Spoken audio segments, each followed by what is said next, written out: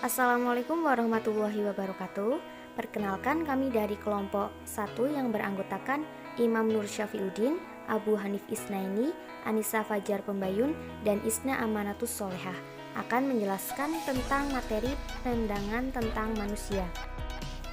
Hal-hal yang akan kita bahas tentang penjelasan kali ini adalah yang pertama, kecenderungan manusia, kemudian sifat dasar manusia, dan yang terakhir adalah kebutuhan manusia. Manusia adalah kata kunci yang harus dipahami sebelum kita mengenal lebih jauh tentang dunia pendidikan. Untuk itu, kita perlu mengetahui tentang beberapa pandangan mengenai hakikat manusia. Ada dua pandangan. Pandangan yang pertama adalah pandangan psikoanalitik dan yang kedua humanistik. Pandangan psikolog analitik meyakini bahwa manusia memiliki dorongan yang berasal dari dalam dirinya yang bersifat instinktif. Hal ini yang menyebabkan tingkah laku seseorang diatur dan dikontrol oleh kekuatan psikologis. Akan tetapi, terkait dengan nasib, manusia tidak bisa mengendalikannya. Pandangan yang kedua adalah pandangan humanistik. Pandangan humanistik beranggapan bahwa manusia memiliki dorongan pada tiap diri individu yang mengarahkannya ke hal yang positif. Para humanis menganggap manusia itu rasional dan bisa menentukan nasibnya sendiri. Hal ini yang menyebabkan manusia bisa berubah dan berkembang ke hal yang lebih baik. Selanjutnya, manusia dalam pandangan Islam. Ada 6 poin. Yang pertama, manusia sebagai hamba Allah. Manusia sebagai hamba Allah, maka wajib hukumnya untuk mengabdi dan taat kepada Allah Subhanahu wa taala. Yang kedua, manusia sebagai anas. Konsep ini cenderung mengacu pada status manusia dan kaitannya dengan lingkungan masyarakat di sekitarnya. Berdasarkan fitrahnya, manusia memang makhluk sosial. Yang ketiga, manusia sebagai khalifah Allah. Khalifah merupakan anugerah dari Allah Subhanahu wa taala kepada manusia, dan selanjutnya manusia diberi beban untuk menjalankan fungsi khalifah itu sebagai amanah yang harus dipertanggungjawabkan. Selanjutnya, manusia sebagai Bani Adam. Sebutan manusia sebagai Bani Adam merujuk kepada berbagai keterangan bahwa manusia berasal dari keturunan Nabi Adam alaihissalam, bukan berasal dari makhluk hidup lain yang berevolusi, seperti yang dikemukakan oleh Charles Darwin. Yang kelima, manusia sebagai al-insan. Manusia disebut sebagai al-insan mengacu pada konsep bahwa manusia memiliki potensi yang diberi oleh Allah Subhanahu wa taala. Potensi yang dimaksudkan antara lain dapat berbicara, kemampuan menguasai ilmu pengetahuan, dan lain-lain. Dan yang terakhir, manusia sebagai makhluk biologis.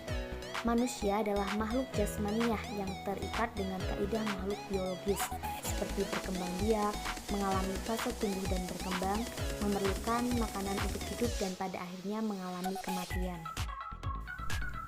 Manusia memiliki potensi yang berupa kecenderungan-kecenderungan tertentu yang menyangkut nalar, mental maupun psikis yang berbeda jenis dan tingkatan.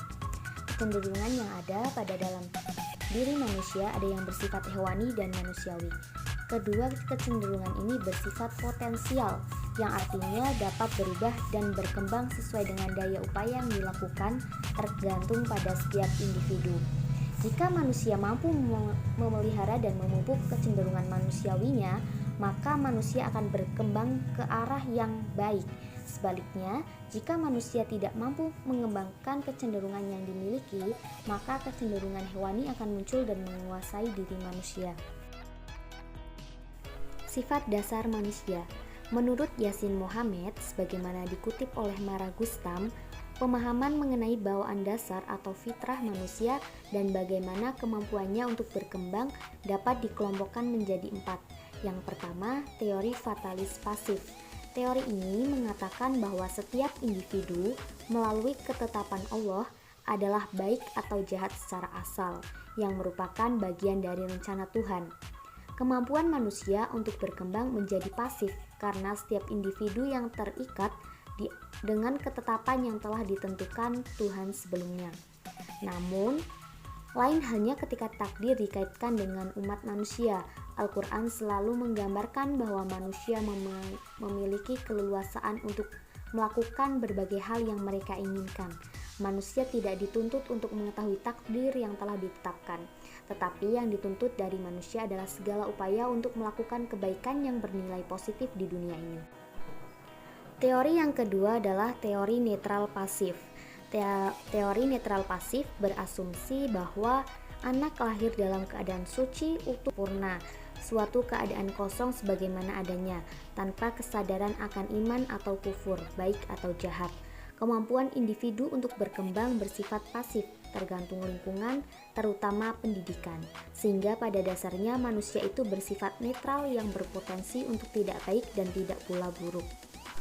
Yang ketiga, teori positif aktif. Teori ini berasumsi bahwa bawaan dasar manusia sejak lahirnya adalah baik, sedangkan kejahatan bersifat aksidental. Perkembangan hidup manusia bersifat aktif. Manusia merupakan sumber yang mampu membangkitkan dirinya sendiri dari dalam, sedangkan sifat jahat bisa muncul akibat pengaruh dari luar. Yang keempat, teori dualis aktif. Teori ini berasumsi bahwa bawaan dasar manusia itu bersifat ganda atau dualis. Di satu sisi, sifat dasarnya cenderung kepada kebaikan, dan di sisi lain cenderung kepada kejahatan. Selanjutnya adalah kebutuhan manusia. Kebutuhan merupakan segala sesuatu yang perlu dipenuhi untuk mencapai kesejahteraan. Menurut Abraham Maslow, kebutuhan mendasar manusia dibagi menjadi 5 tingkat. Yang pertama, self-actualization atau kebutuhan aktualisasi diri. Kebutuhan untuk ikut serta pada orang lain atau lingkungan guna mencapai potensi diri sepenuhnya. Yang kedua adalah esteem needs atau kebutuhan harga diri. Kebutuhan akan mendapatkan harga diri dari orang lain erat kaitannya dengan adanya keinginan mendapatkan kekuatan, meraih prestasi, dan mendapatkan rasa percaya diri. Manusia juga membutuhkan pengakuan dari manusia lain. Yang ketiga adalah social needs atau kebutuhan rasa cinta dan kasih sayang. Kebutuhan ini adalah kebutuhan yang perlu dimiliki dan dapat dimiliki, antara lain dengan saling memberi dan menerima rasa kasih sayang, kehangatan, persahabatan, mendapatkan tempat dalam keluarga maupun kelompok sosial. Yang keempat adalah safety needs atau kebutuhan aman dan nyaman, kebutuhan untuk perlindungan fisik dan psikologis. Kelima, psychological needs atau kebutuhan fisiologis. Kebutuhan ini terletak pada prioritas tertinggi di dalam hierarki. Kebutuhan ini sangat mutlak diperlukan agar manusia bertahan hidup. Kebutuhan ini adalah oksigen dan pertukaran gas, kebutuhan cairan atau minuman, dan nutrisi atau makanan, kebutuhan akan istirahat, aktivitas, dan lain sebagainya. Kebutuhan manusia menurut Al-Shatibi ada 3. Yang pertama daruriyat, yang kedua hajiat, dan yang ketiga tahsiniyat. Kebutuhan daruriyat merupakan kebutuhan primer. Bila tingkat kebutuhan ini tidak terpenuhi, maka akan terancam keselamatan umat manusia, baik di dunia maupun di akhirat. Kebutuhan ini meliputi menjaga din agama, menjaga jiwa, menjaga akal, menjaga keturunan, dan yang terakhir harta. Yang kedua adalah kebutuhan hajiat. Kebutuhan ini apabila tidak terpenuhi, maka tidak akan mengancam keselamatan baik di dunia maupun di akhirat. Akan tetapi apabila tidak terpenuhi, maka akan mengalami kesulitan dalam melakukan kegiatan. Tujuan pemenuhan kebutuhan ini adalah untuk memudahkan atau menghilangkan kesulitan yang dihadapi manusia. Dan yang terakhir adalah kebutuhan tahsiniyat.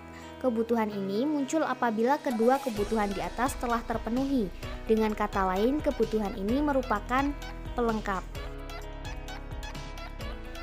Sekian yang dapat kami jelaskan, kurang lebihnya mohon maaf. Wassalamualaikum warahmatullahi wabarakatuh.